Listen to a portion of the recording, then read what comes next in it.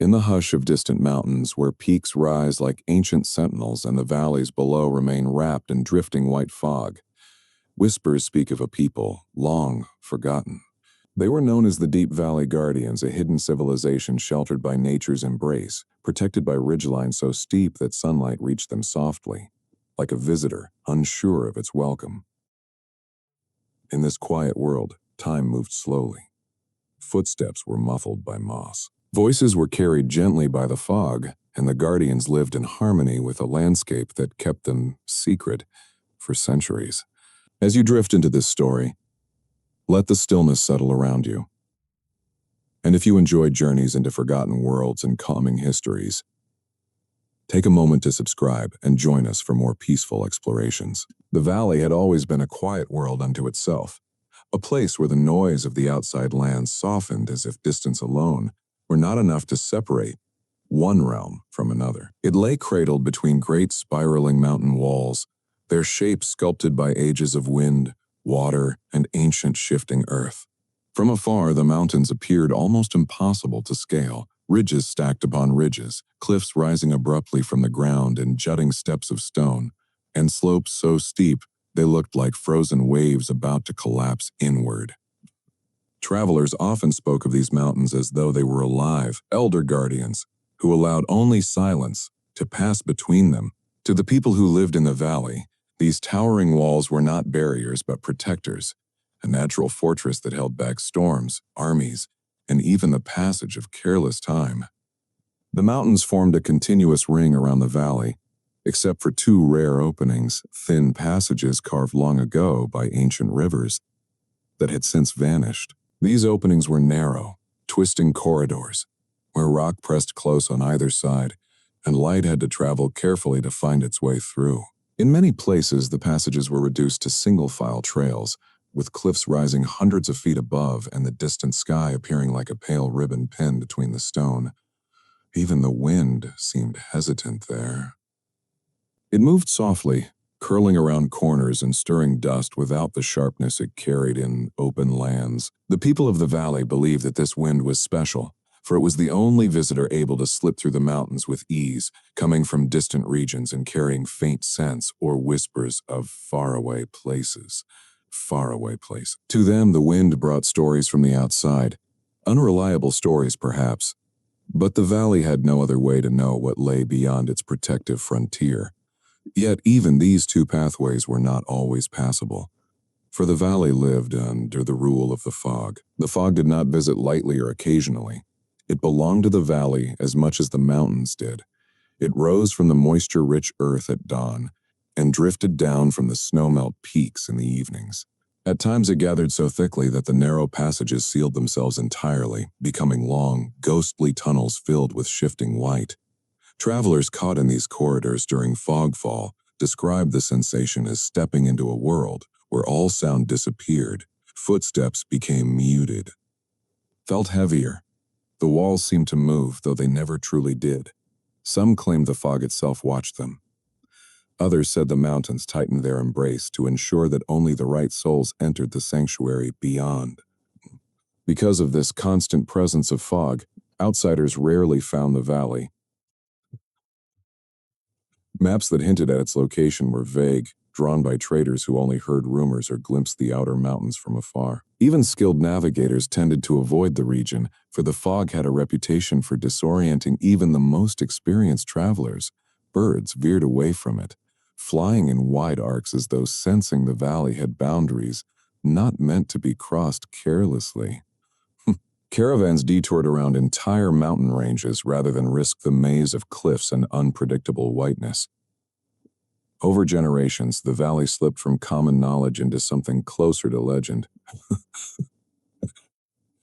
A hidden world people spoke of but did not expect to find. But for those who lived inside the valley, this isolation was not a curse. It was the foundation of their way of life.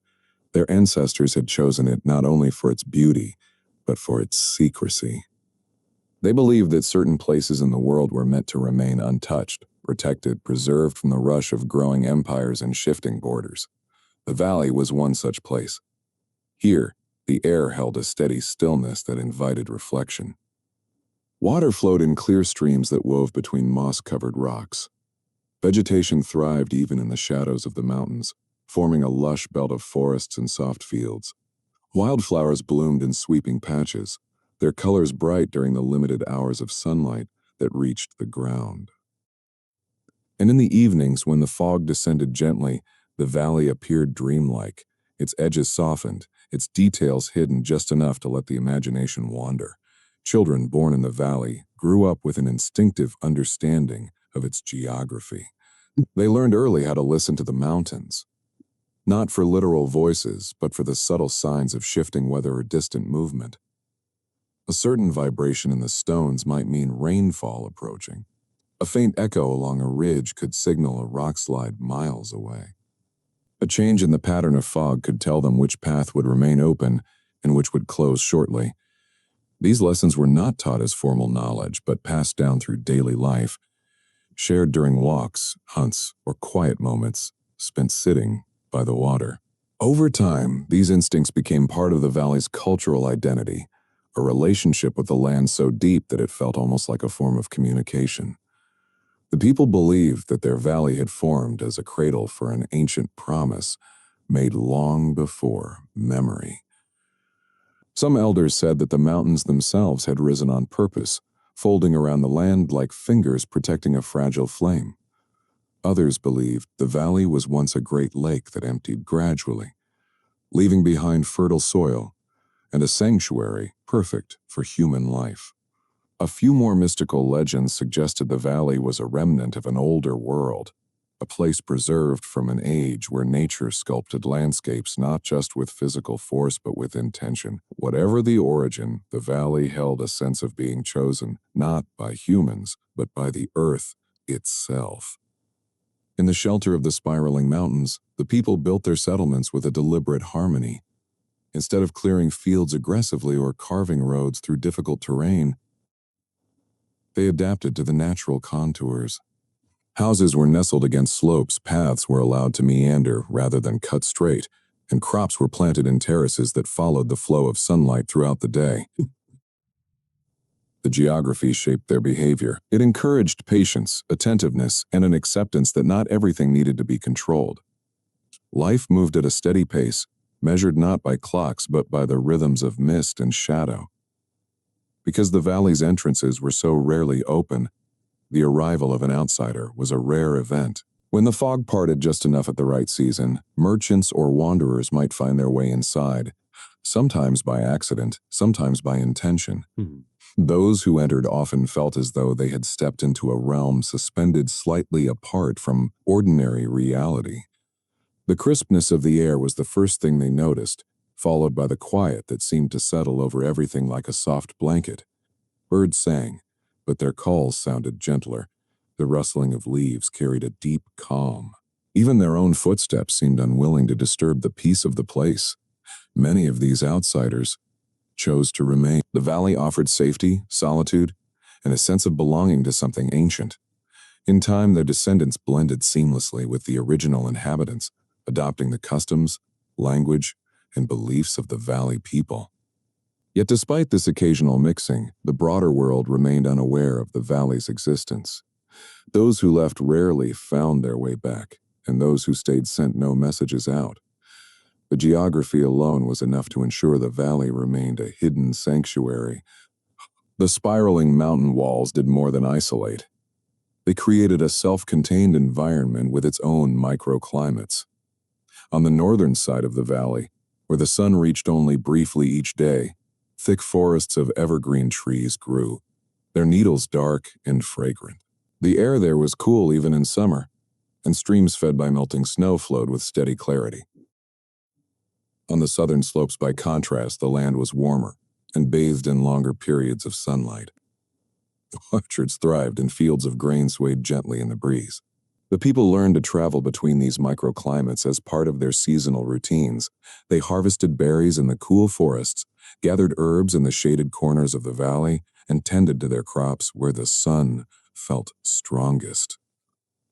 Each part of the valley offered something essential, and the geography encouraged a balance that the people embraced fully.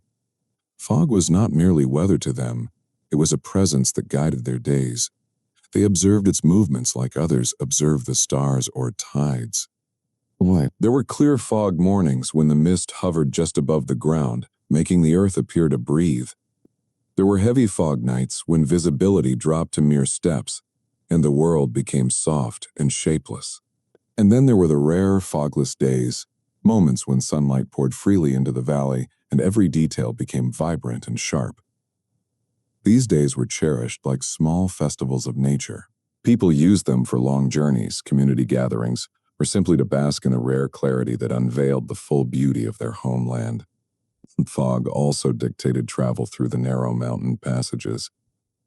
When the entrances were open, the valley welcomed gentle exploration. When they were closed, the world outside felt impossibly distant. To the people of the valley, this natural rhythm created a sense of protection and continuity. They never felt trapped. Instead, they felt held, as if the mountains and fog worked together to guard their lives from unnecessary turmoil. Over the centuries, the valley's geography shaped not only the physical world, but also the emotional and spiritual one. The people developed stories about the mountains being ancient spirits who watched over them. They believed the fog carried memories from past generations, drifting low to remind them of their origins. The pathways that wound toward the entrances were treated with respect, for they symbolized the delicate balance between staying and leaving, between safety and the unknown. The entrances themselves were not guarded by soldiers or gates, but by custom. People understood that the valley chose who entered and who left. Pride came not from claiming ownership of the land, but from living in harmony with it. This deep relationship with geography formed the heart of their identity. Outsiders might view the valley as a hidden fortress or an accidental refuge. But to the people who lived there, it was a sanctuary shaped by the earth's quiet wisdom, a place where the mountains stood as protectors, the fog acted as a veil, and life unfolded gently, untouched by the noise of the world beyond. The valley's isolation also shaped the rhythm of its communities.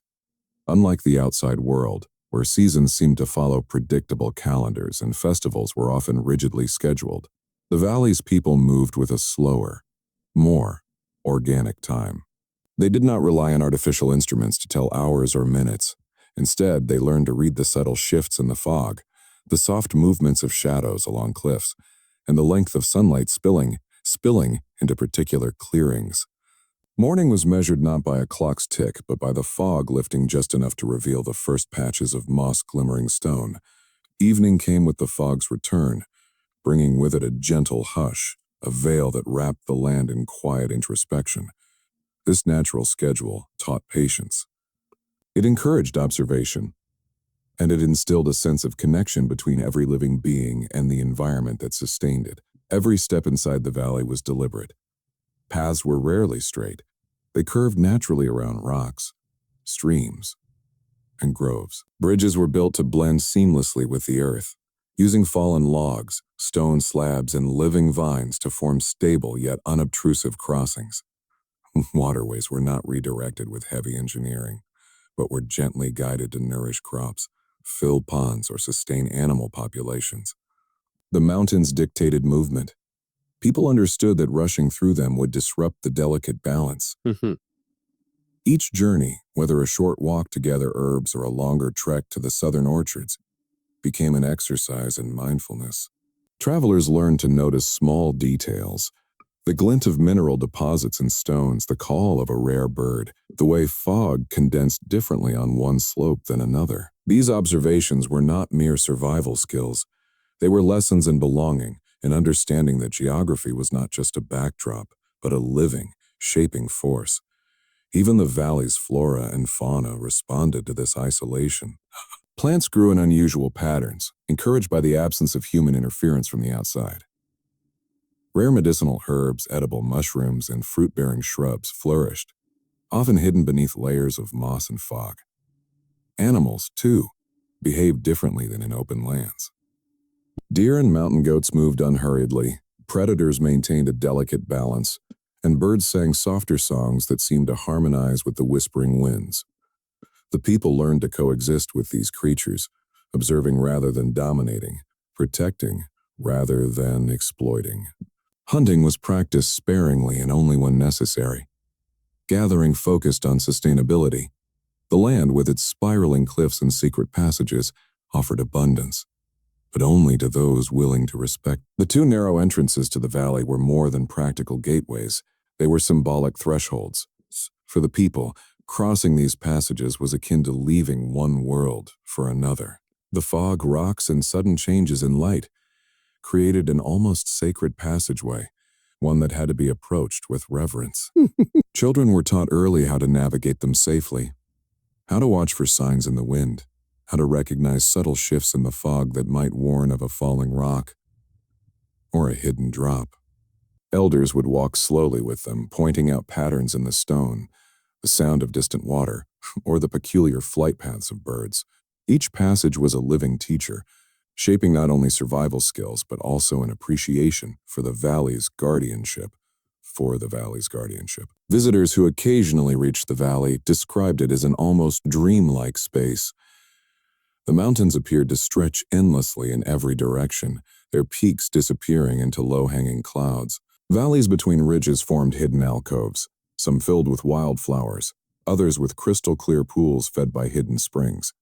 Sunlight, when it penetrated the high cliffs, created a soft golden glow that lingered on the ground. In essence, the valley's geography preserved culture as much as it preserved life.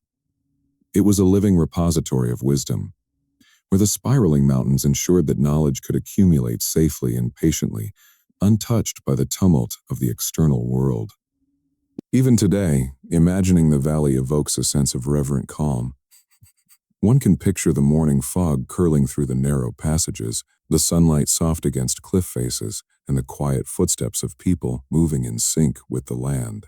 The mountains spiral like silent watchers. The fog drifts in and out like a gentle tide, and the valley remains a hidden world of patience, harmony, and subtle wonder. It is a place where geography does not merely exist, it defines existence itself, shaping every aspect of life, thought, and spirit. To inhabit it is to become attuned to a rhythm far older than human memory. A sanctuary that teaches the value of observation, respect, and the slow unfolding of life under the protective embrace of mountains and fog. The people of the valley lived in a world shaped not by conquest or ambition, but by the subtle rhythms of the land around them. Their culture, unlike those beyond the mountains, was built on quiet observation rather than outward expansion. To them, the world outside the protective embrace of the spiraling cliffs was often loud, chaotic, and transient, and it offered few lessons worth chasing. Instead, they turned inward, finding richness, meaning, and purpose within the valley and its immediate surroundings. They learned that life did not need to be rushed, that knowledge could be accumulated slowly, and that understanding the smallest details of their environment could yield wisdom more profound than any conquest or trade could offer. Every leaf, every gust of wind, every ripple in the streams carried information, and to observe patiently was to connect with the pulse of the valley itself. From the earliest age, children were taught to watch. They were encouraged to sit silently by the streams and listen to the water as it flowed over rocks, noting which currents ran swiftly and which lingered in pools. These simple lessons were about more than survival. They were more fineness. The patterns of the streams revealed changes in the mountains. A heavy snow melt upstream might signal a coming flood, or a sudden stillness in the water might indicate that a storm was approaching. Birds, too, were teachers. The flight of certain species through the valley signaled seasonal changes long before they were evident to the untrained eye. The elders instructed the young to notice the direction, altitude, and even the speed of birds as they moved across the sky. Every small detail contributed to a larger understanding of the environment. In doing so, the children developed not just skill, but also a sense of connection, a realization that they were part of a delicate web in which every creature and element had a role. Clouds became another silent language. Unlike outsiders who might glance at the sky without thought, the valley's inhabitants spent hours observing the formation, movement, and color of clouds. They noted the subtle differences between morning mists that hinted at rain and the heavy gray banks that carried the promise of snow. Certain cloud shapes, combined with the movement of the wind, foretold changes in temperature, enabling them to prepare for sudden storms or unexpected warmth. The clouds also dictated the rhythms of daily life, from the timing of planting seeds to the choice of when to hunt or gather herbs. Children learned to read the sky as carefully as they learned to read the streams. Over time, the observation of clouds became an art, a meditation, and a practical tool for survival, blending necessity and beauty into a single practice. Seasons were perhaps the most profound teachers of all. In the valley, the passage of time was intimately tied to subtle changes in the environment, rather than rigid calendars. Spring was marked not by a fixed date, but by the first emergence of green shoots through the snow-melt soil and the delicate trill of certain birds returning from distant migrations. Summer arrived gradually, noticeable in the warmth that lingered longer on southern slopes and in the gentle buzzing of insects as they moved through flowering plants. Autumn was heralded by the slow reddening of leaves in the lower groves and the crisp, clear air that followed early morning fogs. Winter, the most transformative season of all, was recognized by the first frost that glazed the rocks and the long shadows stretching across the valley floor. By living in harmony with these subtle cues, the valley people learned patience, foresight, and respect for forces larger than themselves. They understood that rushing against the seasons could be dangerous, that working with the flow of nature rather than against it was the key to survival and well-being. Observation extended beyond nature into every aspect of their daily lives. The valley's inhabitants learned to notice small changes in the environment that others might consider trivial. A shift in the color of moss on a stone might indicate that a new underground water source had appeared. The sudden quieting of birds in a grove could signal the approach of a predator. Even the way sunlight fell on certain cliffs during the morning could reveal information about the snow levels in higher passes. By paying attention to these minute details, they cultivated a deep awareness of cause and effect, of interdependence, and of patterns that unfolded slowly over time. This constant attentiveness shaped their mindset, encouraging mindfulness, reflection, and an appreciation for the quiet mysteries of the world. Their observation was not limited to the land itself. They watched each other carefully, understanding the subtleties of behavior, emotion, and intention. The culture emphasized empathy and social awareness as much as environmental awareness. Elders could tell when a child was anxious, excited, or curious simply by noticing changes in posture, gaze, or tone. Neighbors observed one another's routines, understanding who needed help, who thrived in solitude, and who sought company. This attentiveness created a harmonious society, one in which conflict was rare and cooperation came naturally. Observation became a form of communication, a subtle language of understanding that required patience and empathy rather than force or words. Stories and teachings were passed down not just through speech, but through shared experiences and careful observation. Young members of the valley would accompany elders on long walks along hidden trails, watching the way a plant bent under the weight of snow, noting the subtle curves of a stream, or observing how shadows shifted on cliffs throughout the day. Each journey became a lesson, each moment a teacher. Over years, this cultivated not only knowledge but a profound sense of wonder. The people learned that the world was full of details that went unnoticed by those who moved too quickly.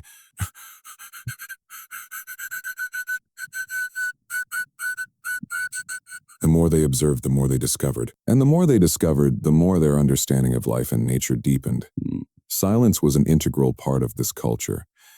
Speaking too much or too quickly was discouraged because it could distract from observation.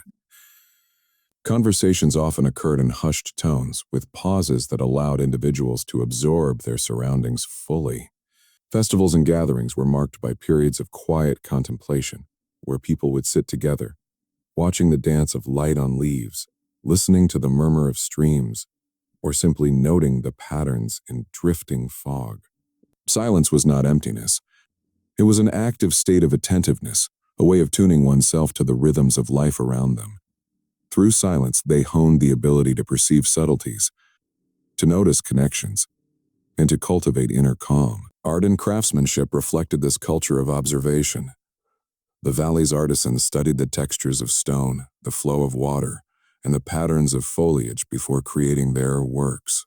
Carpentry, weaving, pottery, and sculpture were executed with attention to the smallest details, reflecting forms and movements observed in nature. Even the colors used in fabrics or paints were chosen carefully, often drawn from plants, minerals, and natural dyes discovered through patient watching. Art was not just decoration. It was a reflection of the world as seen through attentive eyes. Creating it required time, patience, and immersion in the environment, reinforcing the central principle of the culture. To see deeply and act in harmony with what was seen. The Valley people also observed time through cycles beyond their immediate perception. They watched the phases of the moon, the positions of distant stars, and the subtle shifts in wind and weather that indicated changes in faraway regions. This connected them to a larger rhythm of existence. Though physically isolated, they were not cut off from the world's patterns. By observing celestial and meteorological cues, they could anticipate changes that might affect the valley, storms, droughts, or the movements of animals across mountain passes. In this way, observation was both practical and spiritual. It linked them to forces greater than themselves and reinforced a sense of humility, reminding them that they were observers of a larger design rather than controllers of it. Observation also shaped their spirituality. Many of the valley's rituals were designed to cultivate awareness, patience, and reverence for the environment. Morning ceremonies might involve sitting silently by a river, listening to the current, and noting its behavior. Seasonal festivals often began with hours of quiet reflection, watching the first signs of change in the trees, flowers, or animal movements. Meditation was tied to noticing, focusing on the smallest detail, whether the flicker of a bird's wing or the subtle change in wind. In all these practices, observation became a bridge between the physical and the spiritual, fostering a sense of connection with the unseen forces that govern life in the valley. Even food preparation reflected their attentiveness. They watched carefully for the ripeness of fruits, the growth cycles of vegetables, and the subtle changes in soil quality. They learned which herbs could be harvested safely and which plants needed more time. Meals were prepared with care and mindfulness, often incorporating knowledge gained from observing the land, weather, and seasons. Eating itself became a conscious practice, tasting deliberately, appreciating textures, colors, and flavors, and acknowledging the complex relationships between the ingredients, the environment, and the people who cultivated them. The valley's culture of observation extended to their social structures and governance. Leaders were chosen not for power or force, but for their attentiveness, wisdom, and ability to perceive subtle changes in both people and the environment. Disputes were resolved by careful listening and observation, weighing actions and intentions rather than reacting impulsively. This created a society that was resilient, patient, and deeply attuned to its surroundings. Observation was not merely a skill, it was the foundation of law, ethics, and social harmony. Over generations, this culture of quiet observation became a defining characteristic of the Valley people. It shaped how they moved, how they built, how they spoke, how they thought, and how they understood the world. Their lives were measured not in years or hours, but in cycles of observation, reflection, and adaptation. Knowledge was not acquired through speed or force, but through patient attention, humility, and engagement with the rhythms of nature. Every individual contributed to a collective awareness that allowed the valley to remain a sanctuary, protected and sustained by its inhabitants' ability to see deeply and live attentively. Even today, imagining the valley evokes a sense of calm. One can picture the inhabitants sitting quietly by a stream, watching the ripple of water over stone, walking slowly along moss-covered trails, noting the subtle shifts in light and shadow, observing clouds, wind, and animals, learning from each element and incorporating it into their daily lives. This culture of observation created a deep, enduring connection between people and their environment, a harmonious existence where patience, attentiveness, and respect governed every action. In this hidden sanctuary, life unfolded gently, guided not by the external world, but by the quiet, deliberate, and profound act of seeing. Life in the valley revolved around a patient engagement with the world, a deliberate slowing down that allowed every individual to become attuned to the subtleties of their surroundings. From dawn to dusk, and even into the soft, dim hours of night, the inhabitants observed, reflected, and learned. It was a way of life that transformed the ordinary into the extraordinary. A rustling leaf could teach about wind direction. A cloud bank shifting over a peak could signal the approach of a storm days before it reached the valley floor.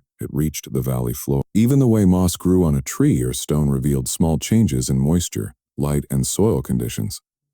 Ancient kids' children were encouraged to walk slowly, to pause, to notice small movements in the air or tiny shifts in the patterns of insects crawling along bark or rocks. Every observation was an invitation to understand the valley more deeply, to become part of its rhythm rather than simply a resident. The elders played a central role in cultivating this culture of observation. They did not teach through lectures or rigid lessons, but through shared experiences.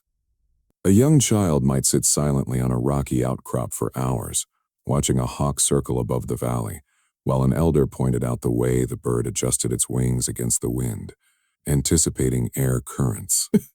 From this, lessons about balance, foresight, and adaptation were imparted, not as abstract ideas, but as lived knowledge. Children learned that understanding did not come from forcing answers or looking for immediate results, but from patient attention and careful reflection. Observation was also a communal practice. Families would gather along streams or in open clearings, each member quietly watching natural phenomena, occasionally sharing soft whispers of insight with others.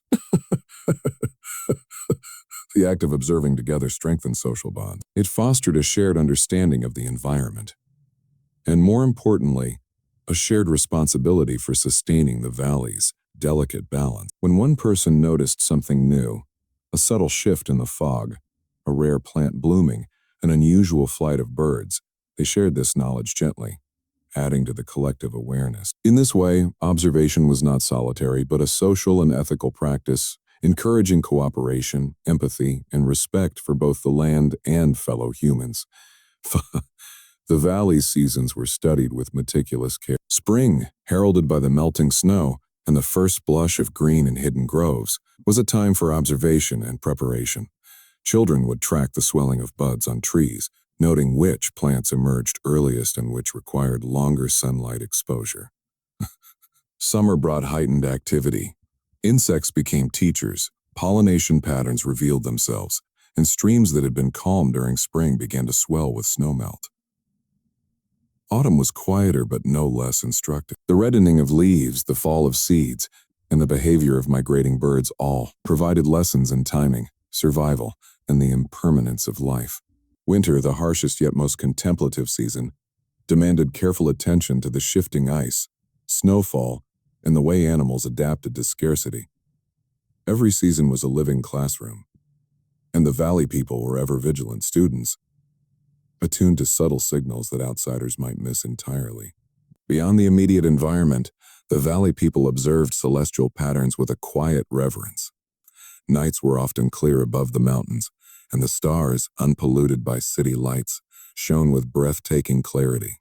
The phases of the moon were noted carefully, as they influenced tides and hidden streams, the behavior of nocturnal animals, and even subtle shifts in fog density.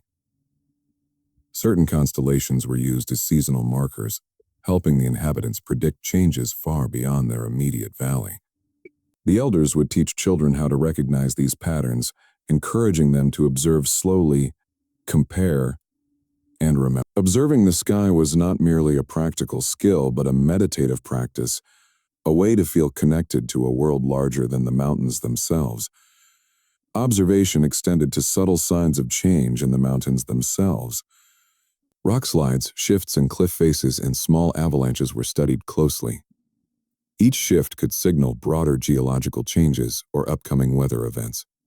Young people were trained to detect minute differences in stone color, the sound of shifting pebbles, or the slight tremor of a cliff underfoot. Hardened through such practices, they developed an almost instinctive understanding of the valley's terrain.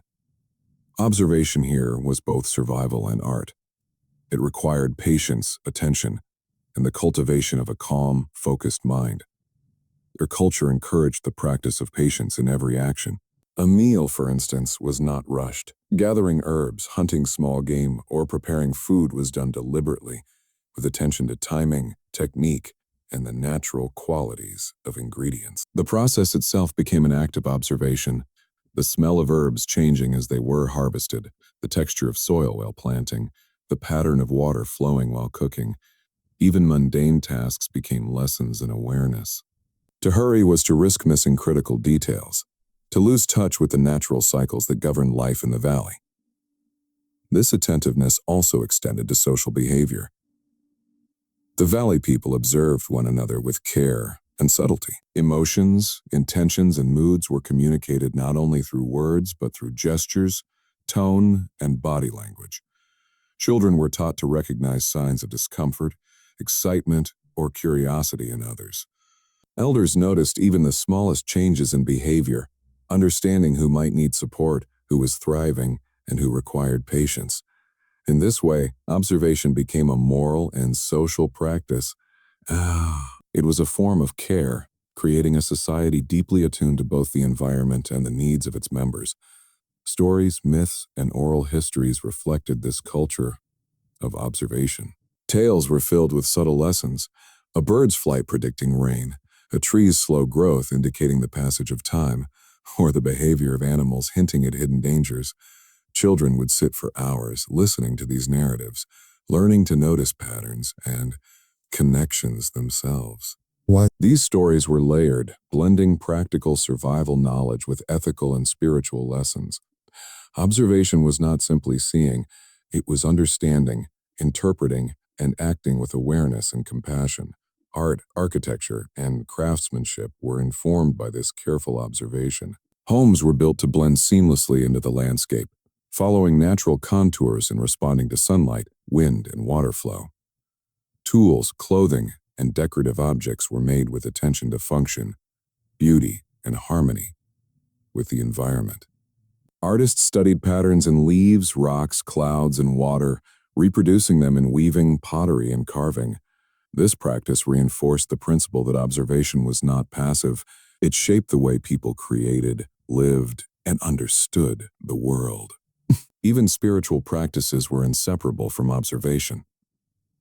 Meditation often involved sitting silently for hours, noting the movements of clouds, the rustle of leaves, or the flight of birds. Seasonal rituals aligned with subtle environmental cues rather than fixed dates, fostering a deep attunement to the natural world.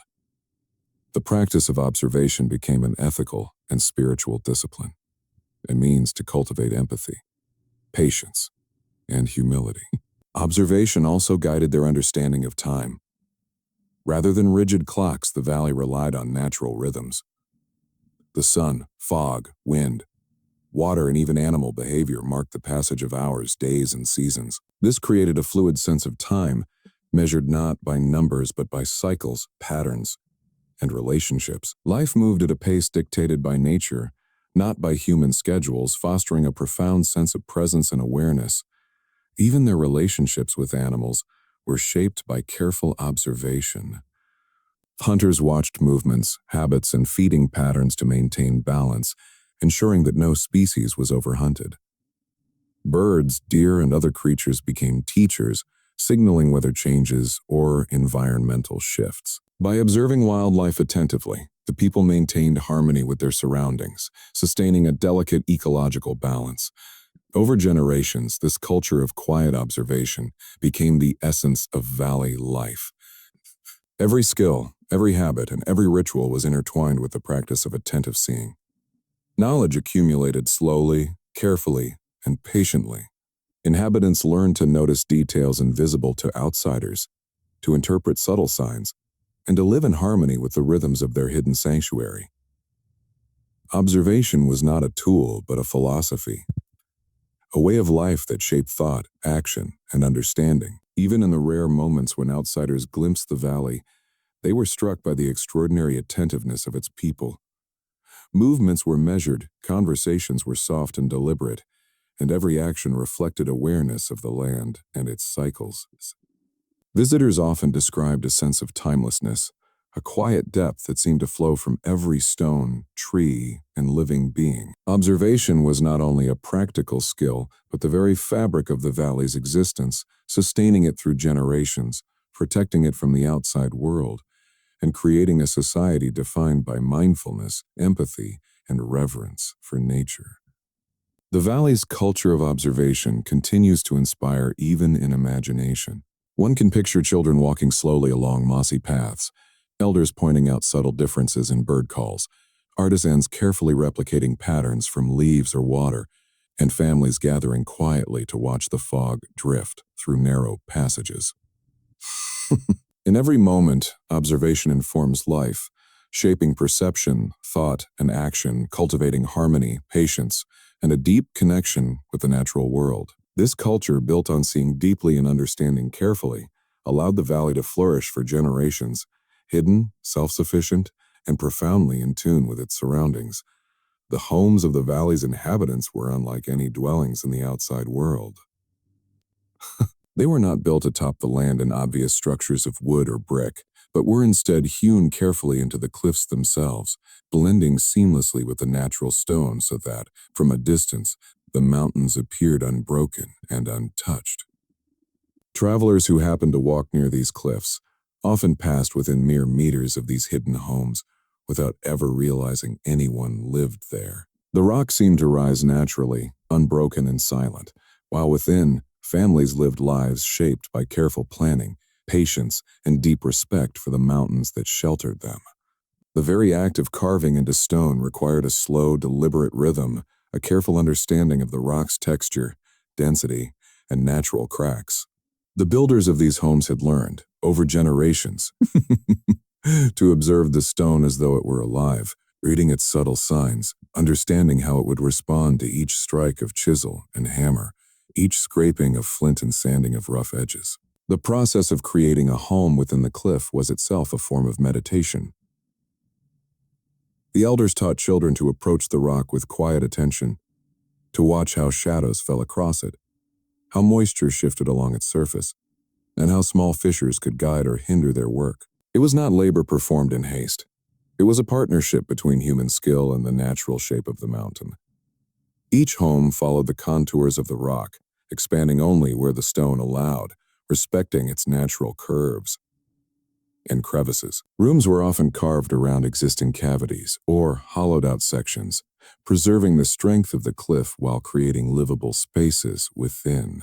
Even the entrances were subtle, often hidden behind overhanging rocks, draped with woven reed screens, or disguised with natural vegetation, so that the homes became almost invisible to the casual observer. Inside, the dwellings were surprisingly comfortable, considering their rugged exterior. Rooms were carved with care to allow for natural ventilation and sunlight, often facing open areas or cliff edges where the soft glow of morning and evening light could filter in. Walls were smoothed where necessary, but the natural texture of the stone remained visible, lending a sense of connection with the mountain. The temperature within the homes remained relatively stable throughout the seasons. In summer, the stone provided cool shelter from the heat.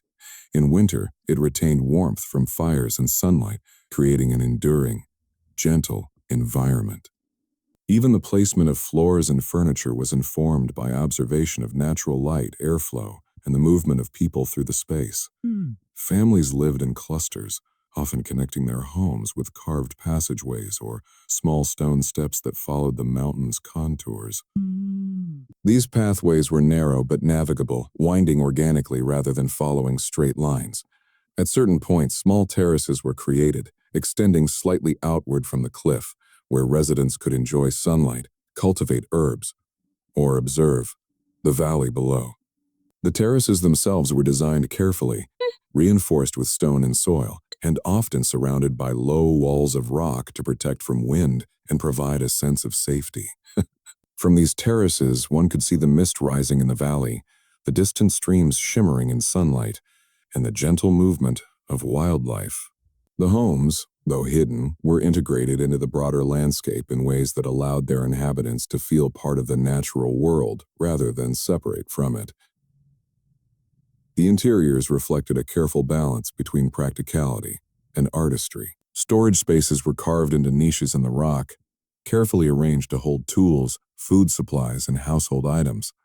Fireplaces were built using naturally heat-resistant stone, with chimneys venting smoke discreetly to avoid detection from outside the valley.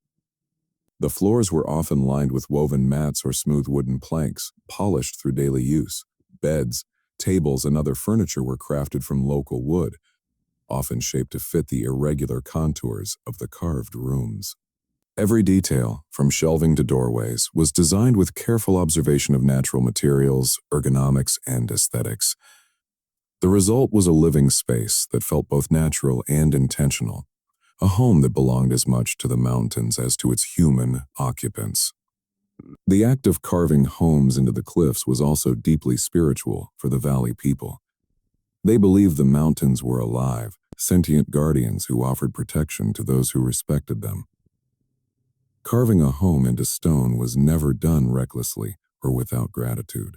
Before beginning work, families would perform quiet rituals to honor the mountain, asking for guidance and safety.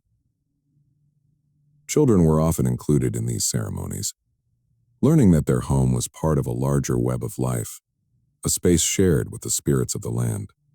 Tools were handled with care, and no rock was removed unnecessarily. Waste was minimized, and even small chips of stone were often repurposed for building terraces, pathways, or other functional features. In this way, construction was not just practical, it was an expression of respect, mindfulness, and reverence. The placement of homes also reflected social and communal priorities. Elders' dwellings were often positioned to have the best vantage points, overlooking common terraces or access paths, so that they could observe the flow of life in the valley while remaining close to natural protection. Younger families might live in more hidden recesses, learning to navigate the cliffs and develop their own observation skills.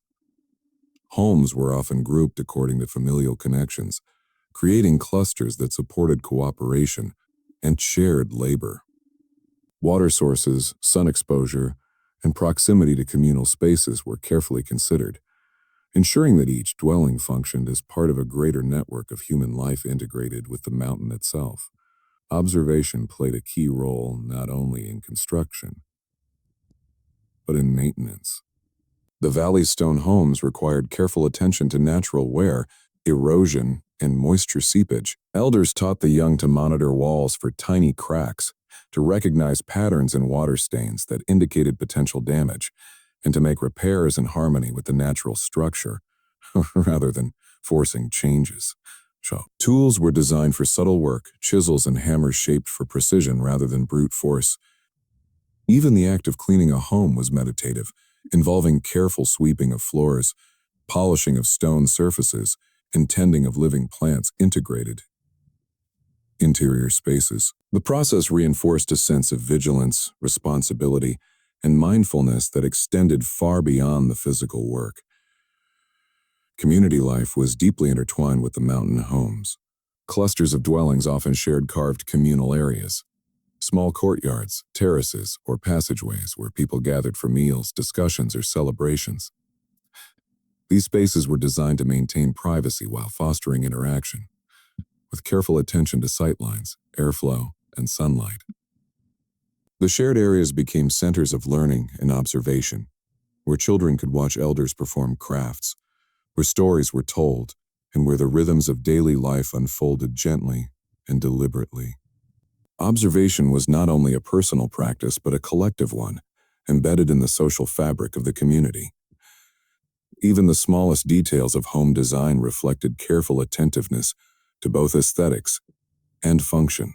Niches were often carved to follow the natural curves of the rock, sometimes aligned with the sun's movement to create subtle illumination.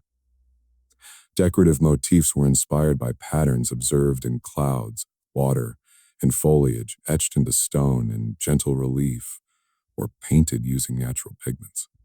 Doors and windows were positioned to allow breezes to circulate and light to enter without creating drafts or exposing interiors to outside detection. Every element reflected a balance between necessity, beauty, and subtle integration with the natural world. The valley people also cultivated gardens and small terraces within and around their homes. Herbs, vegetables, and flowers were planted in carefully prepared pockets of soil, often in shallow depressions carved into the stone or in small stone containers. These gardens required attentive care, observation of sunlight, moisture, and growth patterns, and a patience that came from understanding nature's slow pace. The plants were not only practical, they were symbolic reminders of the harmony that could exist between human life and the mountains. The act of tending a garden became a form of meditation, reinforcing the culture's central principle: observe carefully, act with respect, and move in harmony with the environment. Even in times of danger or natural challenges, the homes offered protection and insight. The cliff dwellings were naturally defensible, difficult to access from outside, and positioned to provide clear views of approaching threats. During storms, the stone structure shielded inhabitants from wind and rain, while the interior's careful design allowed warmth to persist. Observation of the environment enabled residents to anticipate snowfalls, rock slides, or shifts in fog density, and the mountain homes provided both refuge and a platform for monitoring the valley. Survival was intertwined with attentiveness, patience, and knowledge passed down through generations. Stories and oral histories often emphasized the skill required to live in these cliff homes. Tales spoke of families who had carved entire multi-level dwellings into the stone, creating hidden chambers, terraces, and passageways over decades of careful labor. Children were taught that each chisel mark carried intention, each room reflected respect for the rock, and each dwelling was a testament to the enduring relationship between humans and the mountains. Observation, patience, and deliberate effort were honored as much as strength or endurance, and these lessons shaped the culture's approach to life in every domain.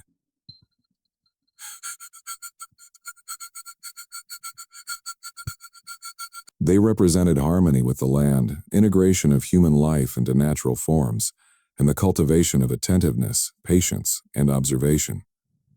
Living in these homes taught lessons about balance, respect, and the beauty of subtlety. Every resident, from the youngest child to the wisest elder, participated in a continuous cycle of learning, watching the stone, listening to the wind, observing the movements of animals, and attuning themselves to the rhythms of nature. Even today, imagining these cliff homes evokes a sense of calm and wonder. One can picture narrow terraces winding along jagged rock, softly lit interiors carved with care, gardens flourishing in small pockets of soil, and families moving quietly through the spaces they created with patience and respect. Each dwelling is a testament to a culture that valued observation, integration, and harmony above all else.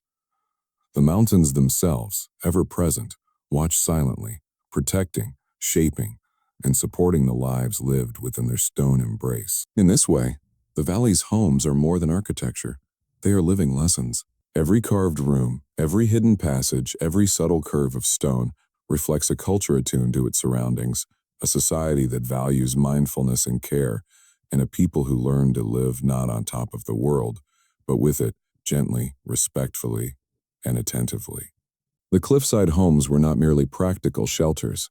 They were the culmination of generations of careful observation, patience, and intimate knowledge of the mountains.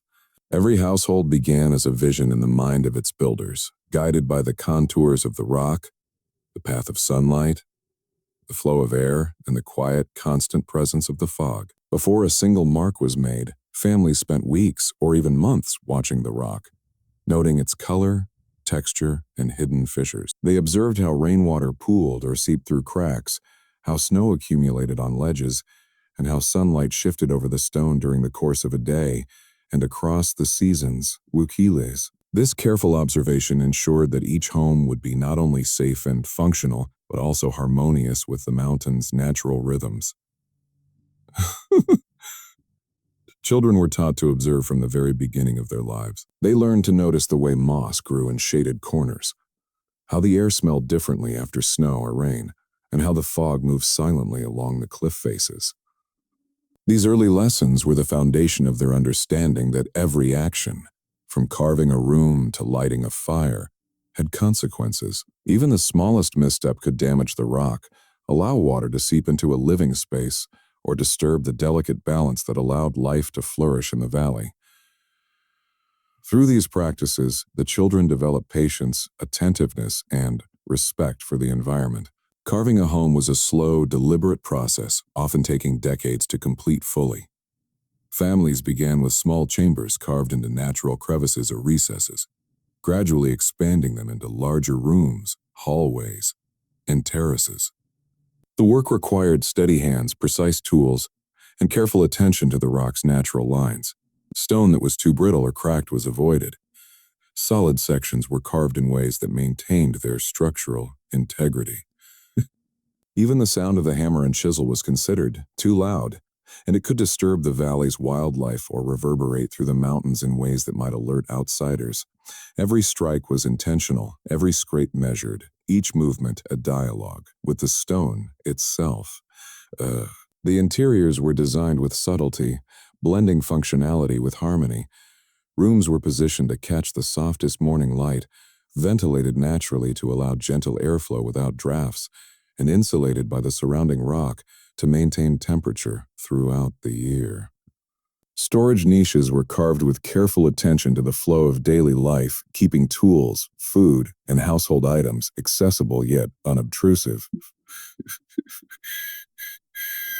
Fireplaces were placed to distribute warmth efficiently, with chimneys subtly venting smoke so as not to betray the home's location. Even the smallest details, from the placement of beds to the carving of steps, reflected observation, thoughtfulness, and an intimate understanding of the environment.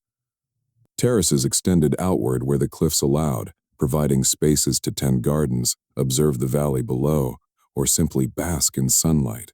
These terraces were reinforced with stone and compacted soil, carefully designed to prevent erosion while maintaining harmony with the natural landscape. Herbs, vegetables, and flowers were planted in shallow depressions or small containers, requiring constant observation and care.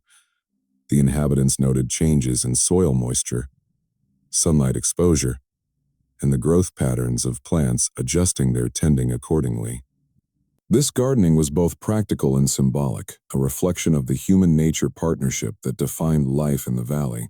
Even communal spaces were integrated thoughtfully. Small courtyards carved between clusters of homes provided places for gatherings, discussions, or quiet reflection. These spaces were designed to maximize light, airflow, and social interaction while preserving privacy and protection. Each home became a microcosm of the valley itself, a space where knowledge, culture, and life were intertwined. Observation, patience, and care were as essential as the stone walls themselves.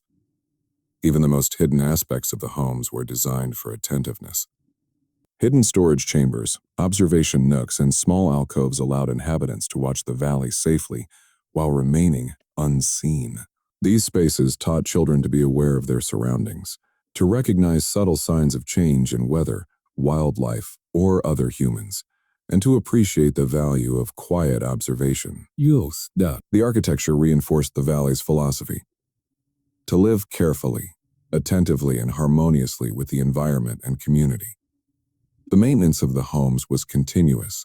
Stone eroded slowly over time, terraces shifted, and small cracks appeared. Residents learned to repair and reinforce without damaging the natural form of the cliff. Even minor adjustments required careful observation, noting how moisture seeped into rock, how sun exposure affected stability, and how human traffic shaped wear patterns. This ongoing care became part of daily life, teaching responsibility, foresight, and an enduring respect for the mountain's integrity. The passage of time in these homes, slow and deliberate, Families often lived in the same carved dwelling for generations, each leaving subtle marks while preserving the original structure. Children grew into adults observing every nuance of light, airflow, and stone texture, learning how to maintain harmony with the environment. Elders imparted wisdom about how to live within the home, how to anticipate seasonal changes, and how to use observation to sustain life in a hidden, delicate world.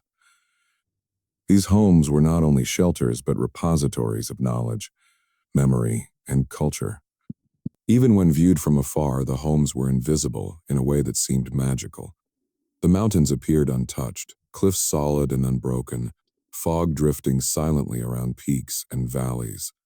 Only those who knew precisely where to look, or who lived there themselves, could perceive the delicate carvings, the subtle terraces, or the faint lines of paths connecting homes. This invisibility reflected the valley's philosophy. Life thrived in harmony, subtly, without need for display, force, or intrusion. Observation and patience were rewarded with security, beauty, and continuity. In imagining the cliffside homes today, one can picture a quiet, enduring, narrow terraces wind along jagged rock, softly lit interiors carved with care, gardens flourishing in small pockets of soil, and families moving slowly and deliberately through the spaces they created over decades. The mountain itself seems alive, silent, protective, and guiding, offering shelter while shaping every action. Each home, each terrace, and each alcove embodies the valley's core values: mindfulness, observation, patience, and harmony. Life in these homes was not hurried or shallow. It was rich, reflective, and profoundly connected to the environment. Through centuries, these homes nurtured a culture deeply attuned to the natural world. Residents became masters of observation, learning to see patterns in stone, light, air, and life itself. Daily routines, seasonal practices, and spiritual rituals were all shaped by the interaction with the carved homes and their surrounding cliffs. In this way, the dwellings were more than architecture. They were living classrooms, sacred spaces, and tangible expressions of a philosophy rooted in harmony, attentiveness, and care. The ancient pathways that wound between the mountains were more than mere routes through the rugged landscape. They were lifelines of the valley, veins of movement for both the natural world and the rare travelers who ventured into this hidden sanctuary. Life along the paths was a continuous exercise in awareness, patience, and respect. Guardianship also involved teaching stories and legends tied to the pathways. Each trail had its own history, sometimes marked by encounters with wandering travelers, rare animals, or significant events in the valley's past. Elders recounted these stories as lessons in caution, empathy, and attentiveness. Children learned not just to navigate the terrain, but to perceive its hidden meanings. A bend in the trail might indicate the nesting ground of a rare bird. A cluster of rocks could mark the resting place of an ancient traveler. By embedding knowledge in narrative form, the guardians ensured that the meaning of the pathways endured, passing from generation to generation as both practical and cultural wisdom. Some trails were more treacherous than others, winding along cliffs or through dense fog. The guardians knew these sections intimately, able to navigate them with quiet confidence. They taught young observers how to detect subtle hazards. Loose stones, hidden crevices, or sudden changes in fog density. Travelers who were unfamiliar with the paths could move safely only by following these experienced guides, who used both observation and intuition honed over decades. The Guardian's presence ensured that the trails remained functional and secure without altering their natural character. Observation along the pathways extended to the weather and seasons. Guardians noted the first snow of winter, the early thaw of spring, and subtle changes in wind direction.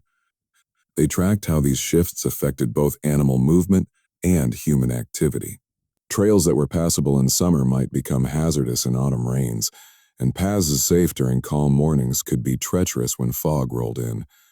Knowledge of these cycles was shared carefully, ensuring that each generation of valley dwellers could navigate the mountains safely while maintaining the ecological balance. Spiritual practices were often tied to the pathways. Guardians and travelers alike recognized the trails as sacred conduits, linking the valley with the wider, natural world. Retards were used for rituals, meditation, or quiet reflection. The slow pace of walking, the attentiveness required to follow the path safely, and the constant engagement with natural cues created a form of moving meditation. Children learned that the path itself was a teacher, offering lessons in patience, observation, and humility. Each journey along the trails became both a physical and spiritual exercise, reinforcing the valley's philosophy of living in harmony with the mountains. Travelers who occasionally passed through the valley spoke of the pathways with awe. Few could comprehend the subtle care taken to preserve them. The trails seemed to appear naturally, flowing with the terrain, yet were remarkably stable and navigable, despite harsh weather and rugged landscapes.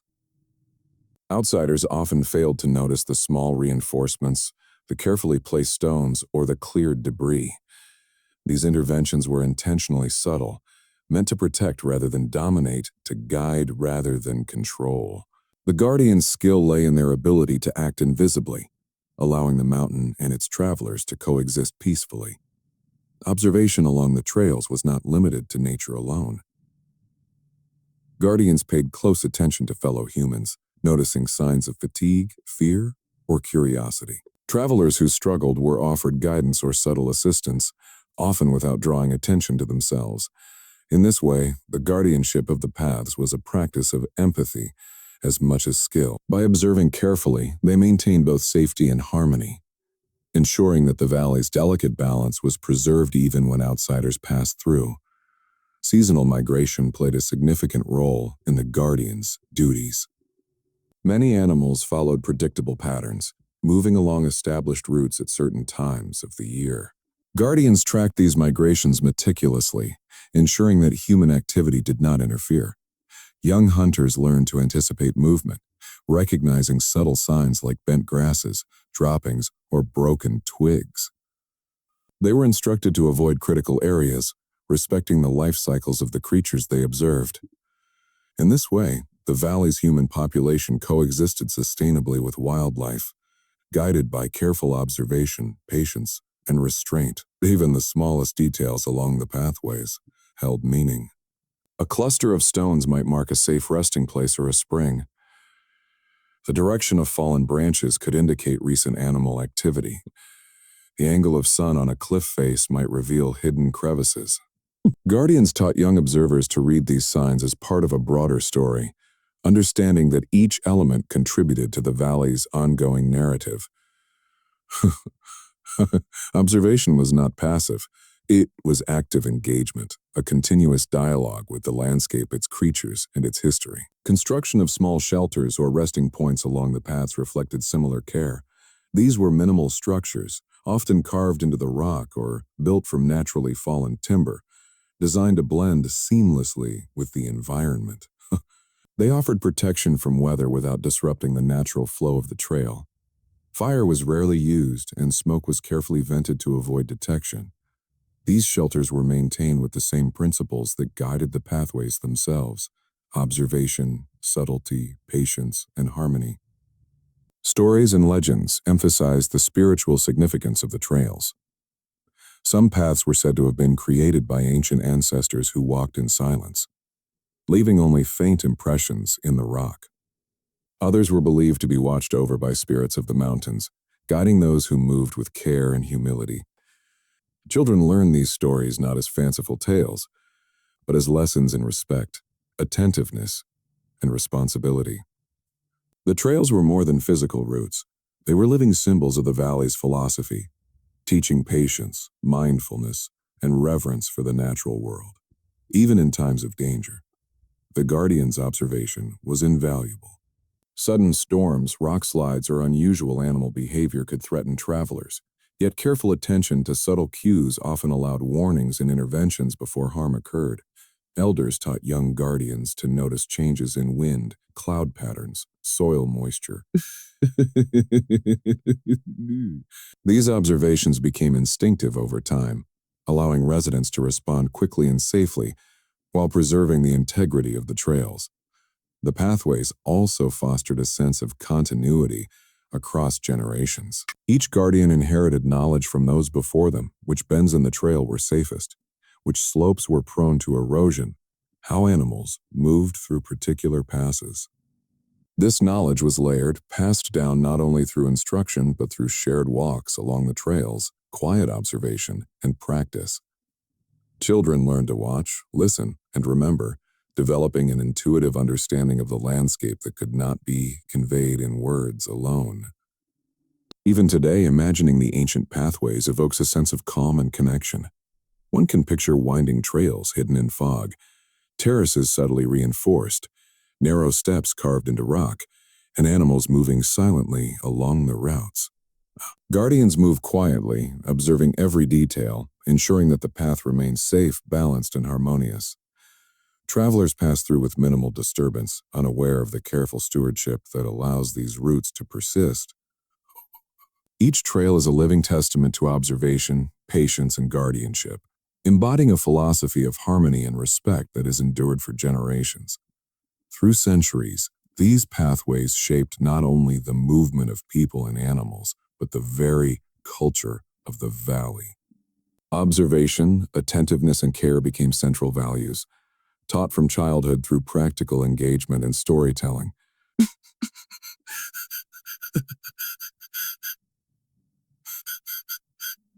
To act gently, live attentively, and preserve the natural order without imposing upon it. Every step along the paths reinforced these lessons, creating a living culture built on quiet observation, respect for life, and harmony with the land. The guardians of the ancient pathways, though rarely seen by outsiders, were vital to the valley's survival and continuity. Sifa.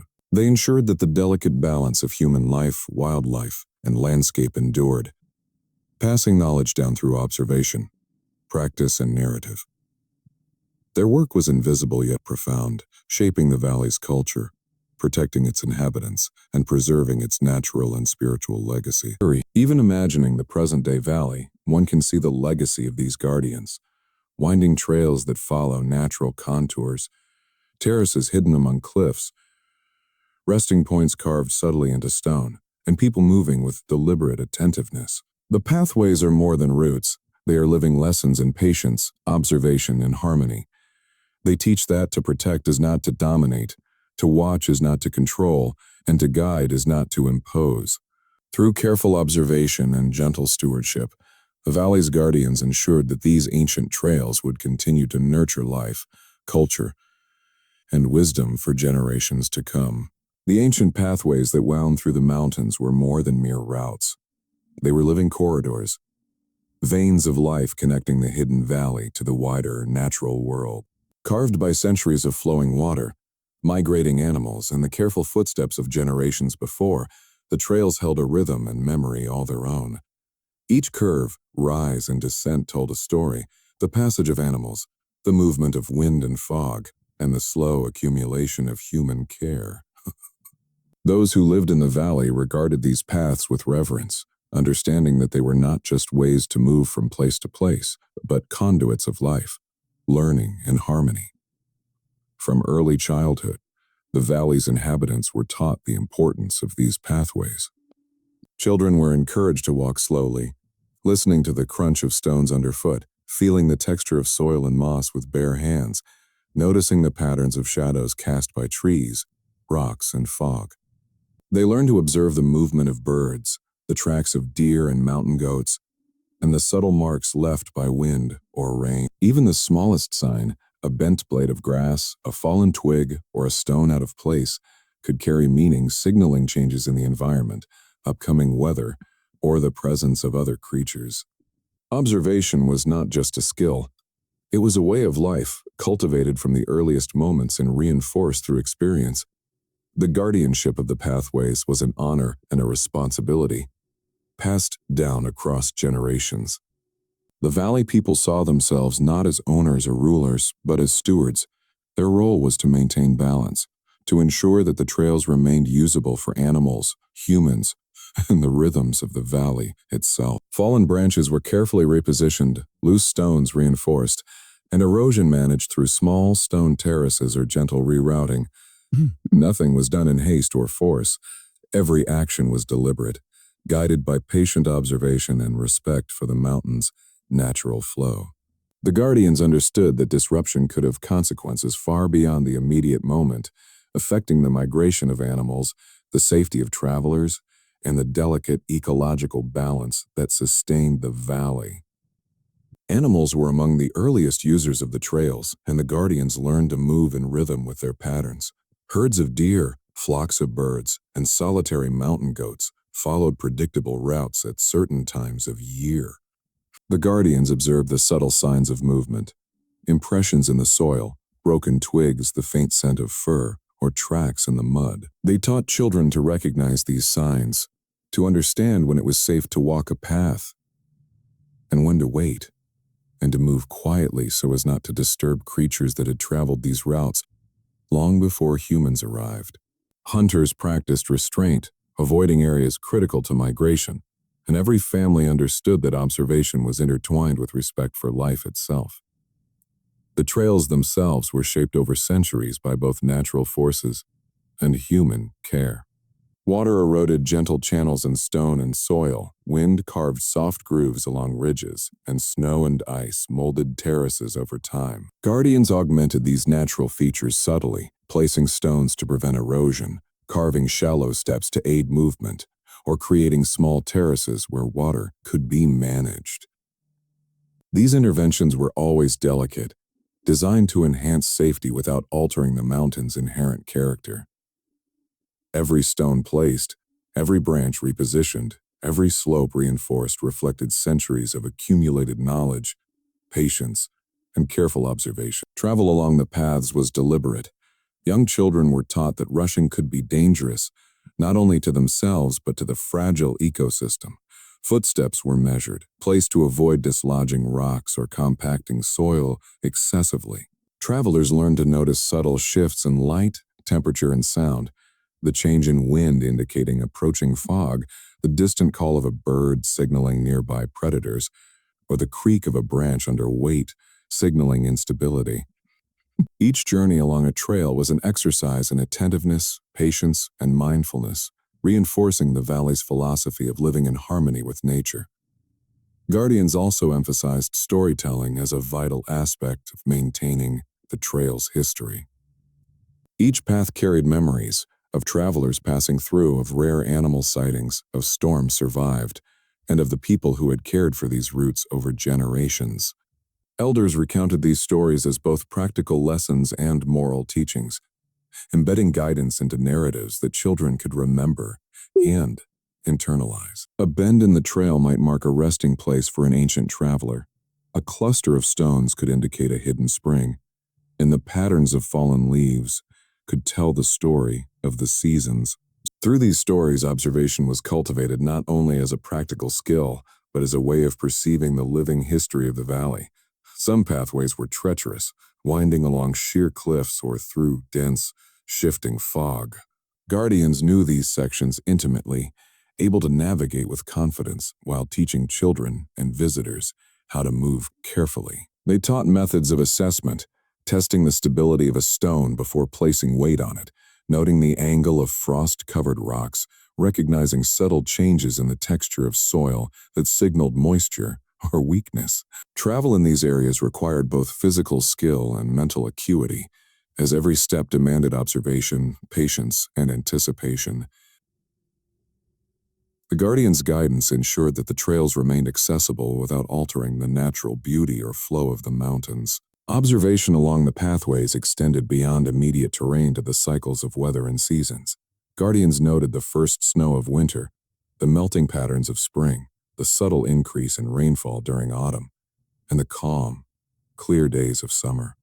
Each shift affected both animal movement and human activity. For example, during early snowmelt, paths became slippery and unstable. During periods of drought, wildlife shifted their routes. During storms, debris could block sections, requiring careful maintenance. Generations of Guardians accumulated detailed knowledge of these patterns, allowing the valley community to navigate safely and sustainably year after year. The spiritual dimension of the pathways was inseparable from their practical use. Guardians recognized the trails as sacred conduits, connecting the valley with the wider world and the unseen forces of nature.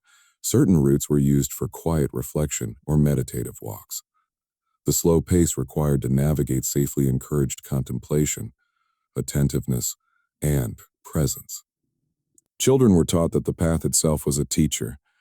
By observing carefully, moving deliberately, and respecting its natural rhythm, one could learn lessons in humility, patience, and harmony. Walking the trails became both a physical and spiritual practice, reinforcing the valley's values at every step. Travelers who occasionally entered the valley were struck by the trail's seamless integration with the landscape. Outsiders often failed to notice subtle interventions. Small stone reinforcements gently cleared debris or slight terraces that made movement safer. To the untrained eye, the path seemed entirely natural, flowing effortlessly through the mountains. This invisibility was intentional. Guardians valued harmony over display. Their interventions preserved the trail's function while ensuring minimal impact on the surrounding ecosystem. Every adjustment was informed by observation, empathy, and centuries of accumulated experience. Observation along the trails was also social. Guardians noticed travelers' behavior, mood, and pace, offering subtle guidance when needed. Those who faltered were quietly assisted, taught to observe more carefully, or allowed to rest in hidden alcoves. Children observed these interactions, learning that attentiveness extended beyond the environment to the needs of others. Guardianship was not just about protecting the trails. It was about cultivating empathy, responsibility, and mutual care. Seasonal migration further underscored the guardian's role. Wildlife followed predictable patterns along the trails, moving to feeding grounds, breeding areas, or winter shelters. Guardians tracked these movements carefully, adjusting human activity to avoid interference. Hunters learned to identify signs, bent grasses, footprints, broken branches, and to respect critical areas. Even minor disruptions could ripple across the valley's ecosystem, so observation, patience, and restraint were essential. In this way, the pathways became a living classroom for both humans and animals, teaching coexistence and sustainability. Small details along the trails carried profound meaning. A worn patch of soil might indicate the resting place of a long-past traveler. Moss growth on stones could reveal subtle moisture patterns. Fallen leaves arranged by wind might hint at animal activity nearby. Guardians taught children to read these signs carefully, to perceive stories in every aspect of the landscape. Observation became an act of connection, linking the past, present, and future in each step along the path. Minimal shelters along the routes provided protection from harsh weather without disrupting the natural flow. These shelters were often carved into rock faces, using fallen timber, or built from stone. Fire was rarely used. Smoke was vented subtly to avoid attracting attention. The shelters reflected the valley's philosophy: minimal intrusion, maximum harmony. They served as resting points, observation posts, or teaching sites, reinforcing lessons in attentiveness, patience, and respect. Even danger was integrated into the guardian's practice. Sudden storms, rock slides, or unusual animal behavior could threaten travelers. Through careful observation, subtle interventions, and foresight, the guardians mitigated risks. They taught children to detect changes in wind, cloud formation, soil texture, and animal movement, transforming observation into survival skills. Over time, these skills became instinctive, embedded in the culture and daily practice of valley life. The pathways fostered continuity across generations. Each guardian inherited knowledge from their predecessors: the safest routes, the most treacherous slopes, subtle changes in seasonal patterns. Walking the trails became a lesson in history, ecology, and culture, with each generation building on the observations of the previous one. Children learned to perceive not only the physical landscape, but also the stories, wisdom, and rhythm embedded in the earth itself. Even imagining the pathways today evokes quiet wonder. Winding trails hidden in fog, subtle terraces along cliffs, alcoves for rest, and tracks of animals weave together a tapestry of life and observation. Guardians move silently, maintaining the balance of movement, ensuring paths are safe, and teaching children the art of attentive observation. The trails are living lessons, patient, deliberate, and profoundly integrated with the natural world. Through centuries, the Guardians ensured that these ancient pathways remained intact, supporting the valley's delicate balance. Observation, patience, empathy, and respect shaped every step, every intervention, every story passed down. The trails themselves became teachers, nurturing harmony, mindfulness, and continuity across generations. In this way, the Guardians preserved not only the physical roots, but the values, philosophy, and culture of the valley itself. In the Hidden Valley, the passage of time was measured not by clocks, calendars, or conventional instruments, but by the movement, thickness, and rhythm of the fog that drifted between the mountains. The valley's people had long abandoned the idea of rigid timekeeping, understanding instead that life flowed according to natural cycles, subtle patterns, and seasonal rhythms. To them, each blanket of mist carried meaning, a message from the land itself, and each day was felt in relation to the shifting veils of fog that crept across the cliffs, rolled into terraces, and softened the sounds of streams, birds, and wildlife. From the earliest years, children were taught to observe the fog as one might observe the hands of a clock, yet with far more patience and depth. They learned that its thickness could indicate impending weather, that its speed hinted at changes in wind or temperature, and that the way it settled in certain hollows and valleys could signal the progress of seasons. They were taught to watch not only the fog itself, but the way it interacted with other elements, the way it bent light at dawn, glimmered on dew-laden grass, or clung to the moss on shaded rocks. Every detail, no matter how subtle, contributed to a nuanced understanding of the valley's temporal rhythm. Fog was not merely a natural phenomenon. It was a teacher, a communicator, and a marker of continuity. Elders spoke of it as the valley's own voice, whispering the passage of time, carrying the memory of previous generations, and hinting at the cycles to come.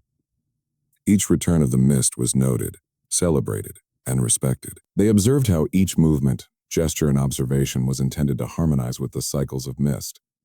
Through this immersion, they understood that time in the valley was not abstract, but lived, experienced, and deeply intertwined with the land, weather, and spiritual life. These experiences reinforced mindfulness, respect for nature, and the understanding that time was not linear, but cyclical, measured through living, breathing observation rather than artificial constructs. Even in moments of danger, fog provided guidance. Children watch carefully, elders interpret subtle signs, and the valley hums with the rhythm of fog. In this way, time is measured not by the tick of a clock, but by the living, breathing cycles of mist, ever present, ever changing, and always guiding those who pay attention. Each observation was connected to a larger understanding of the valley, revealing patterns in weather, animal behavior, and human activity. Over years, these small lessons accumulated, forming a deep, intuitive comprehension of time, as expressed through natural phenomena. These rituals emphasized patience, attentiveness, and respect for the valley's cycles. Children learned that time was not an abstract concept, but an experience deeply connected to the land, to ancestors, and to the life all around them. The fog's subtle guidance extended to travel and safety. Time is measured not in hours, but in presence, attention, and living in accordance with natural rhythms. The fog is teacher, messenger, and measure, carrying memory, wisdom, and guidance across generations, shaping culture, perception, and survival. Long ago in the Hidden Valley, where fog was both guide and measure, a legend persisted.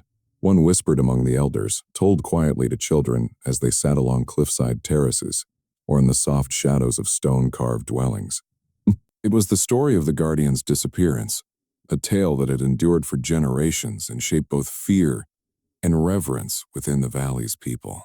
The story began on a day unlike any other, when the mist that flowed between the mountains grew not only thick but luminous, wrapping the valley in a strange, almost sacred light.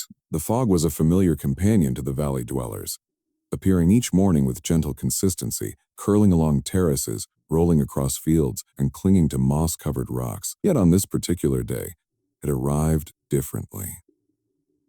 It glimmered faintly, as if the very air itself had been dusted with silver. Its density was unlike anything the villagers had seen before, so thick that paths vanished under its folds. Cliffs seemed suspended in midair, and even familiar landmarks were obscured from view. The guardians, who had devoted their lives to observing, tending, and protecting the valley and its ancient pathways, felt an irresistible pull toward this extraordinary veil. According to the elders' telling, the guardians walked into the fog with a serene understanding, their movements deliberate and unhurried. They did not rush, nor did they hesitate. Instead, they moved with the same care and attentiveness that had defined their lives. Each step measured, each gesture harmonious with the land, each breath aligned with the valley's rhythm. Children listening to the story imagined the guardians' robes brushing against misted terraces, their hands tracing familiar stones, their eyes reflecting the luminous folds of fog, as if recognizing something unseen by others. It was said that the fog seemed to welcome them, wrapping gently around their bodies, guiding them along invisible paths that no ordinary person could perceive. The valley people watched from a distance, unable to follow, yet sensing that something extraordinary was unfolding. The luminous mist moved as if alive, parting in some areas and thickening in others, responding to the guardian's presence. Some animals paused, bowing their heads or retreating quietly, as though recognizing the sacred moment. Even the wind stilled, carrying a hushed reverence across terraces and cliffs. The story described that the guardians did not vanish in the sense of disappearing from existence. Rather, they returned to a place they believed they had truly come from, a place beyond the valley, beyond the mountains, and beyond the ordinary boundaries of the world. Some elders spoke of it as a realm of origin, a hidden dimension of light, air, and memory where time was measured not by minutes or seasons, but by presence and harmony. Others described it as a journey into the mist itself, a merging with the cycles of fog that had guided their lives. Children would press closer to the storytellers, imagining a place where luminous fog formed bridges, terraces, and pathways, unlike any in the visible valley, and where the guardians continued their vigilance in silence, unseen but still present. According to the legend, the process of walking into the luminous fog was gradual. The first guardian stepped forward, hand extended, eyes calm and focused. A second followed, then a third, until all the watchers who had tended pathways, observed animal movements, and guided children along the terraces had joined the procession. Their movements were deliberate, yet effortless. Each footfall perfectly attuned to the ground beneath, each motion aligned with the invisible rhythm of the mist. Onlookers could see them disappear gradually, as if dissolving into the fog, yet never with fear or hesitation. Only quiet, serene certainty.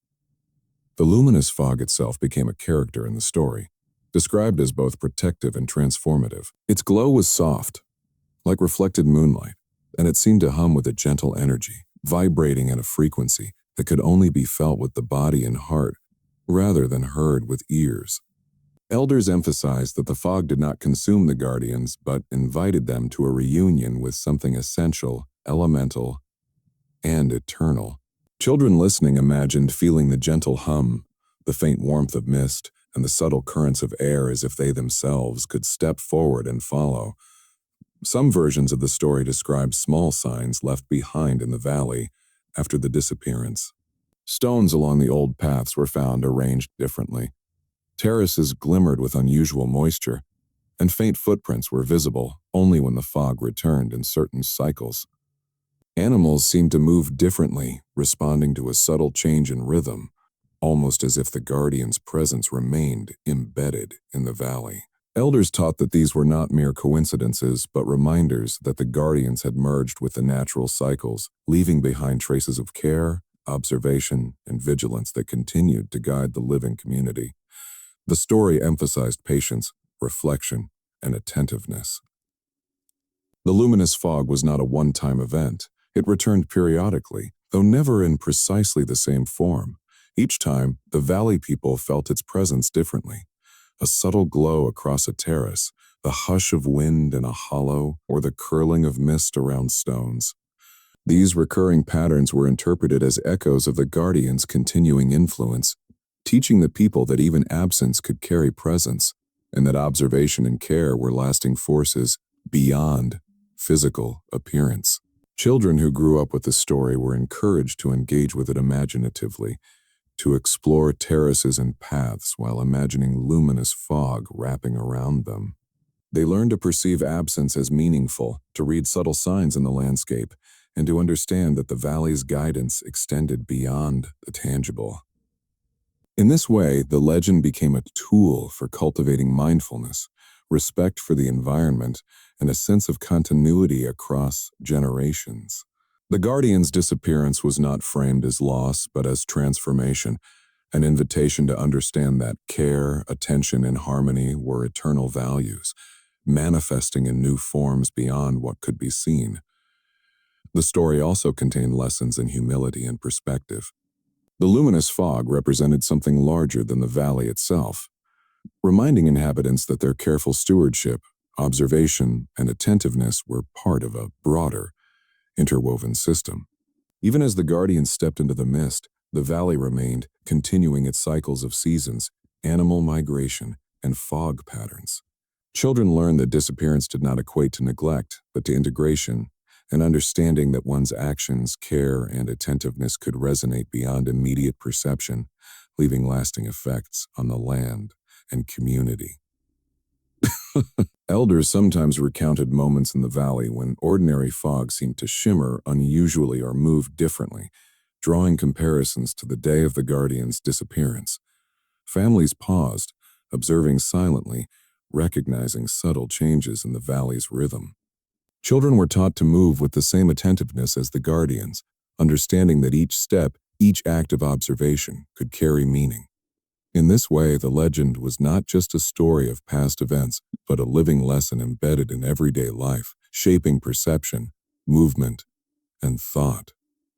In some tellings, the luminous fog extended across days or even weeks, enveloping terraces, cliffs, and hidden alcoves.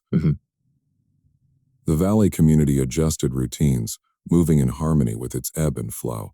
Work was delayed, teaching and crafting were adapted to its patterns, and meals were shared in quiet contemplation. Children watched carefully, noting how the light changed, how moisture settled on stones, and how sounds carried differently through the veil. These extended experiences reinforced the cultural emphasis on patience, presence, and mindful observation, connecting the living to the guardian's enduring influence. The fog also influenced dreams and imagination.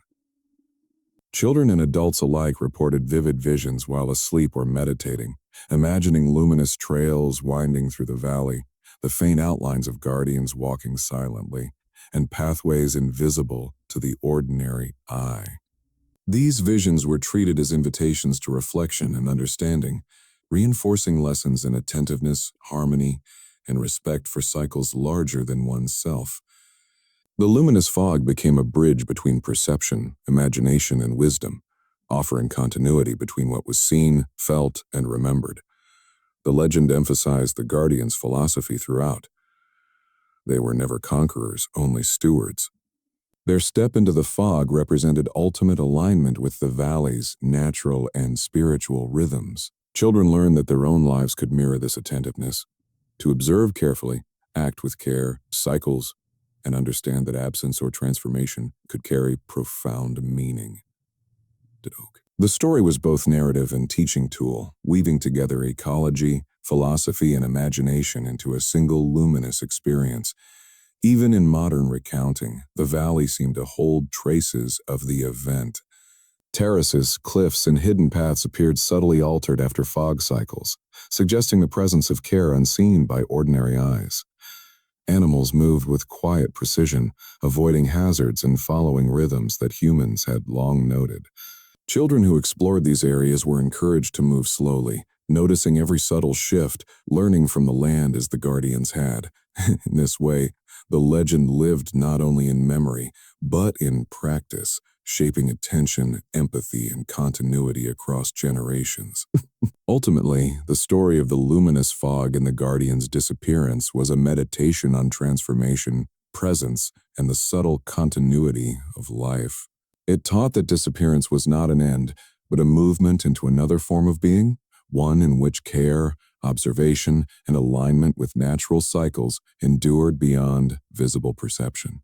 The valley itself became a living testament to this philosophy, where fog cycles, terraces, and paths preserved the guardian's legacy and continued to guide generations who moved attentively through the landscape. Even imagining the luminous fog today evokes quiet reverence. Mist curls around terraces and paths, clinging to cliffs and hollow spaces. It shimmers faintly in sunlight or moonlight, as if carrying distant echoes of the guardian's passage. Children watch, elders reflect, and the valley continues its cycles, guided by subtle rhythms, attentive observation, and an enduring philosophy of harmony.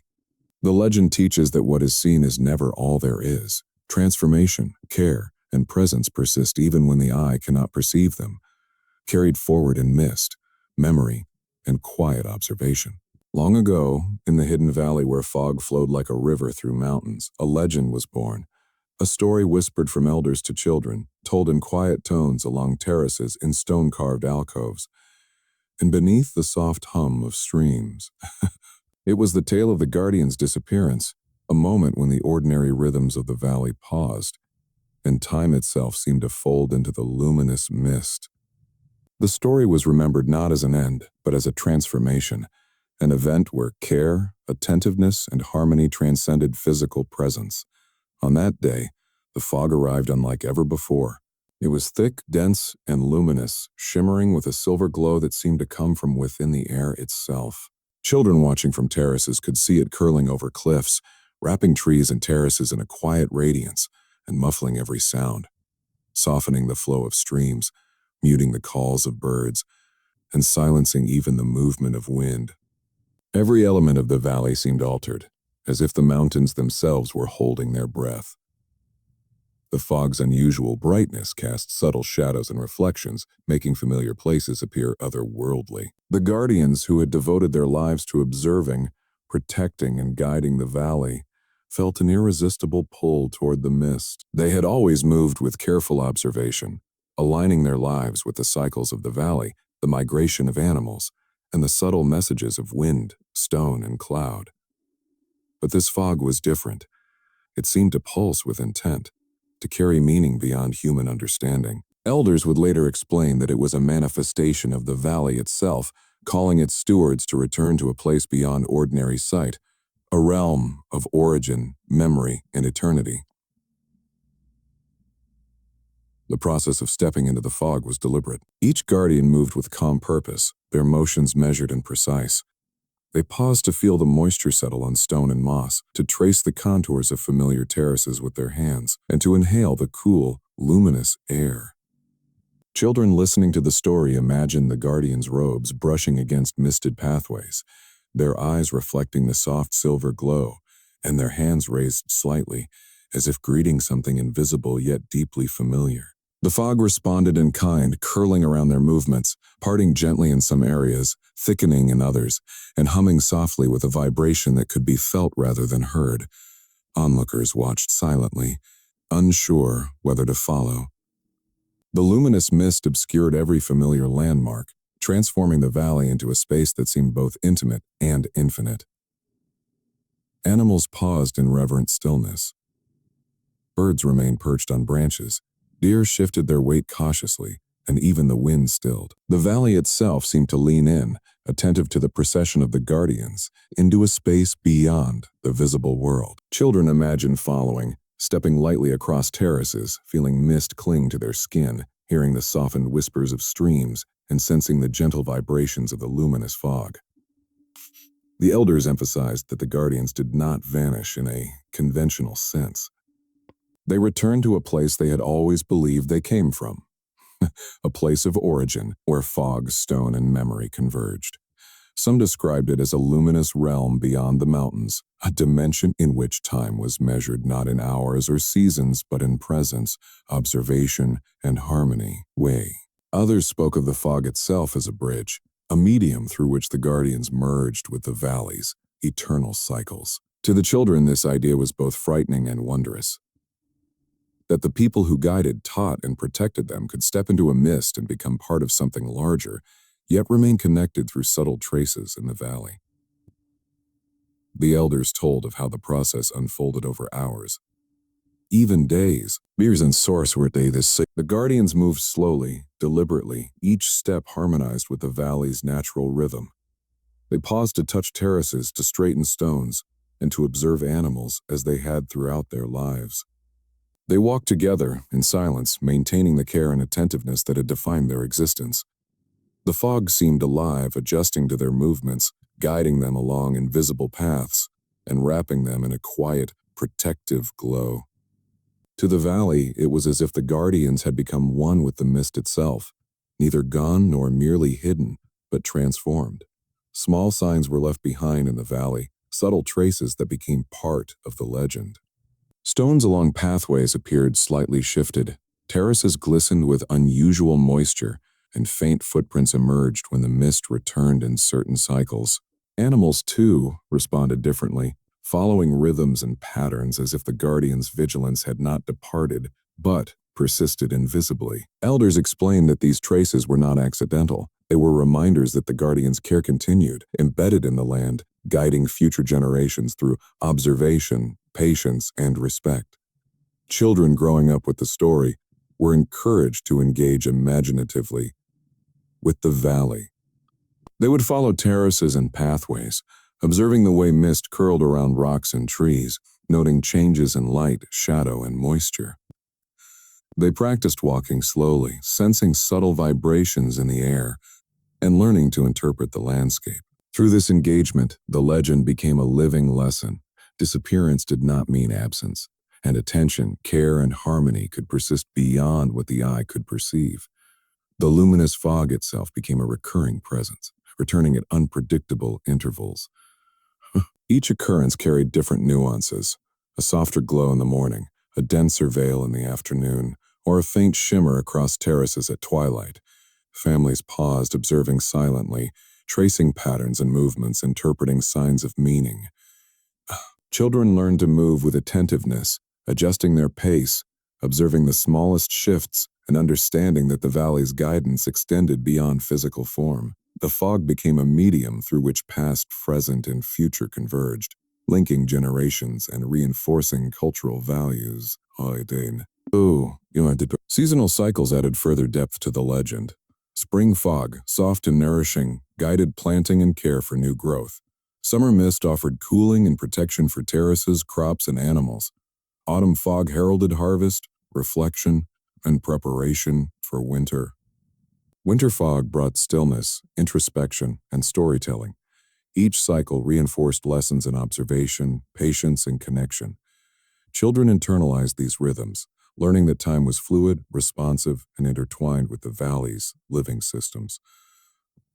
The story also emphasized spiritual lessons. The luminous fog represented transformation, reminding the valley dwellers that care and attention could transcend physical presence. The guardian's step into the mist illustrated ultimate alignment with the valley's natural and spiritual rhythms. Children learned that their own actions, observing carefully, tending terraces, guiding animals, and moving attentively, could resonate beyond immediate perception, leaving lasting effects in ways unseen but deeply felt.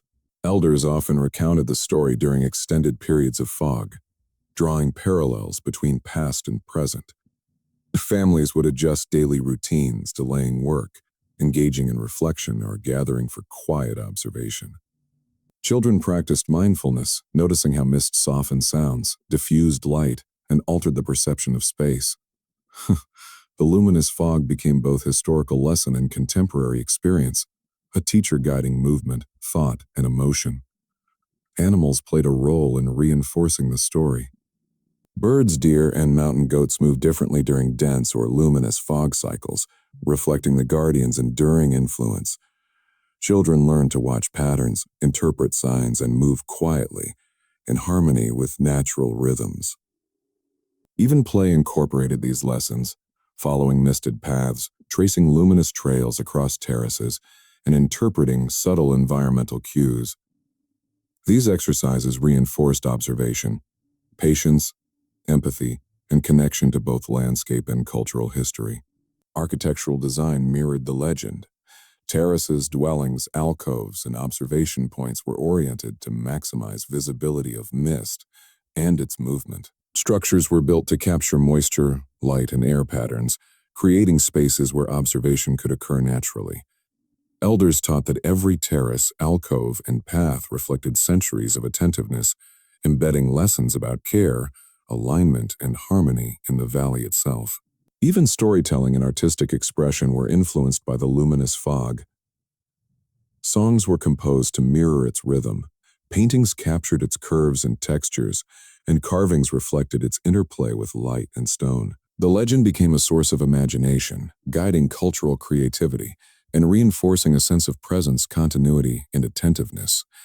Over time, the story shaped the valley's philosophy. Children learned that disappearance was not loss, but transformation.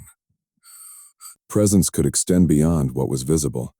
Actions grounded in care, attentiveness, and harmony endured beyond immediate perception, guiding both human and natural rhythms. The luminous fog and the guardian's passage into it became a symbol of connection, patience, and respect for cycles beyond ordinary understanding. Even today, when fog rolls thickly across terraces and cliffs, the valley holds traces of that extraordinary event. It glimmers softly in sunlight and moonlight, curls around rocks and alcoves, and hums with the quiet rhythm of history. Children move attentively, elders reflect silently, and animals respond to rhythms imperceptible to the untrained eye. The luminous fog continues to teach presence, observation, and the enduring influence of the guardians. The legend concludes with a meditation on impermanence and continuity. The guardian's disappearance was not a departure but a transformation, showing that care, attentiveness, and alignment with natural and spiritual rhythms can persist beyond the visible. The valley itself, shaped by terraces, pathways, and cycles of fog, remains a living testament to their philosophy. However, the story teaches that even when something seems gone, its influence can endure, guiding, protecting, and nurturing generations through quiet observation, patient attention, and harmony with life itself.